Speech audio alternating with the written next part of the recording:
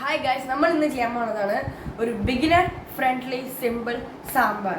ഇതൊരു ബിഗിനേഴ്സിനായിട്ടുള്ള ഫ്രണ്ട്ലി സാമ്പാറാണ് ഗൈസ്. അപ്പോൾ ഇതൊരു സിമ്പിൾ സാമ്പാറാണ് ഗൈസ്. അപ്പോൾ ഇതുകൊണ്ട് നമ്മൾ കോംപ്ലിക്കേറ്റഡ് ആയിട്ടുള്ള സാമ്പാറൊന്നുമല്ല. അപ്പോൾ അതിനുള്ള ഇൻഗ്രീഡിയൻസ് ആണ് ഗൈസ് ഞാൻ ഇവിടെ വെച്ചിരിക്കണേ.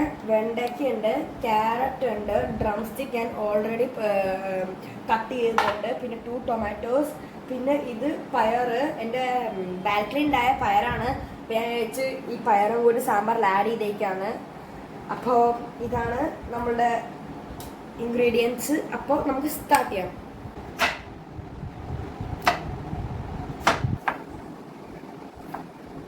അപ്പോൾ ഗൈസ്, വെണ്ടയ്ക്ക വെച്ച് എല്ലാ വെജിറ്റബിൾസും നമ്മളിത് കുക്കറിലോട്ട് ഇടാണ്. ബിക്കോസ് വെണ്ടയ്ക്ക നമ്മൾ ഫസ്റ്റ് ഒന്ന് ഫ്രൈ ചെയ്ത് വിടണം, എന്നിട്ടാണ് നമ്മൾ കുക്കറിലോട്ട് ഇടാൻ പറയുന്നത്. ഓക്കെ,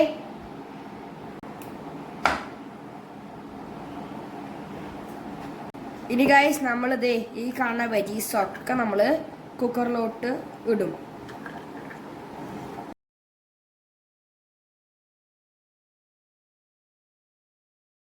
അപ്പോൾ ഗൈസ്, നിങ്ങൾ കണ്ടില്ലേ ഗൈസ്, ഇതാണ് പരിപ്പ് സാമ്പാറിൽ ഉപയോഗിക്കുന്നത്. അപ്പോൾ നമുക്ക് ഇതൊരു 2 പിടി അങ്ങോട്ട് ഇതിലോട്ട് ഇടാം.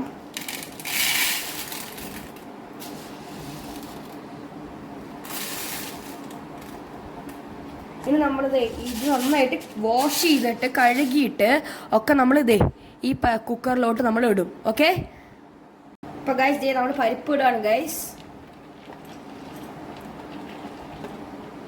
അപ്പോൾ ഗൈസ് ഇതേ നമ്മളിത് ഒരു 2.5 സ്പൂൺസ് ഓഫ് സാമ്പാർ പൊടി നമ്മൾ ഇടുന്നത്.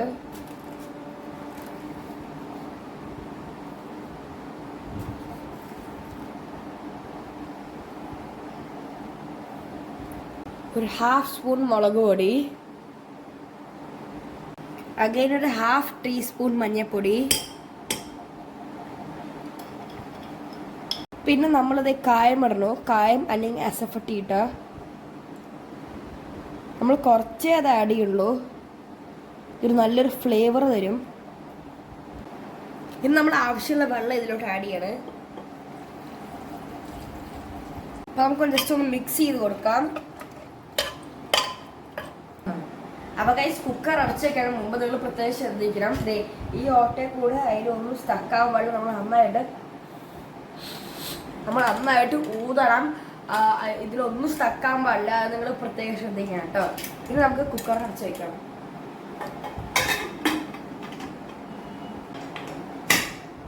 അപ്പോൾ ഗൈസ്, ഇത് 1 വിസിലാവും നമുക്ക് ഈ ഇതൊക്കെ വേവിക്കാൻ പാടില്ല. അപ്പോൾ ഞാൻ 1 വിസിലാവുന്നവരെ വെയിറ്റ് ചെയ്യാൻ പോവാണ്. അതിനുള്ളിൽ നമുക്ക് വെണ്ടയ്ക്ക ഉണ്ടാക്കാം.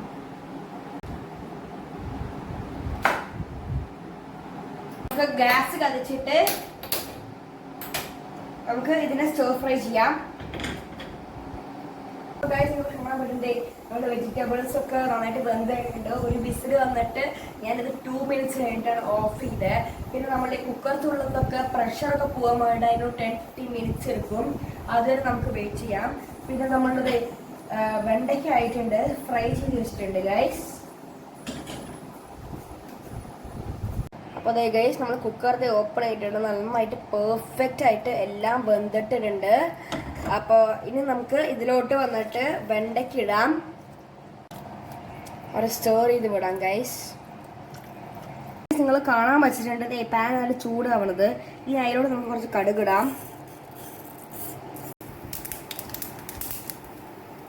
അപ്പോൾ ഗൈസ്, നമ്മൾ കടുക് പൊട്ടിച്ചതിന് ശേഷമാണ് നമ്മളിത് മുളക് പിന്നെ കരിവേപ്പിലൊക്കെ ഇടണേ.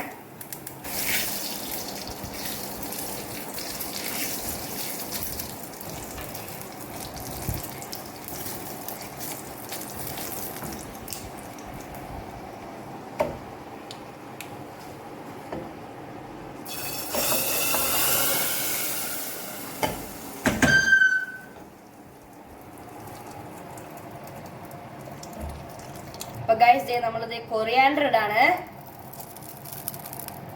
അപ്പോൾ അതേ ഗൈസ്, നമ്മുടെ സാമ്പാർ ടേസ്റ്റി സാമ്പാർ റെഡി ആയി കഴിഞ്ഞിട്ടുണ്ട്. ടേസ്റ്റി സിമ്പിൾ റെസിപ്പി ഓഫ് സാമ്പാറാണ് നമ്മൾ ബിഗിനേഴ്സിനായിട്ട് ഉണ്ടാക്കണേ. അപ്പോൾ നിങ്ങൾ എന്തായാലും ഇത് ട്രൈ ചെയ്തിട്ട് എന്നെ കോമെന്റ്സ് അറിയിക്കണം കേട്ടോ. ബൈ.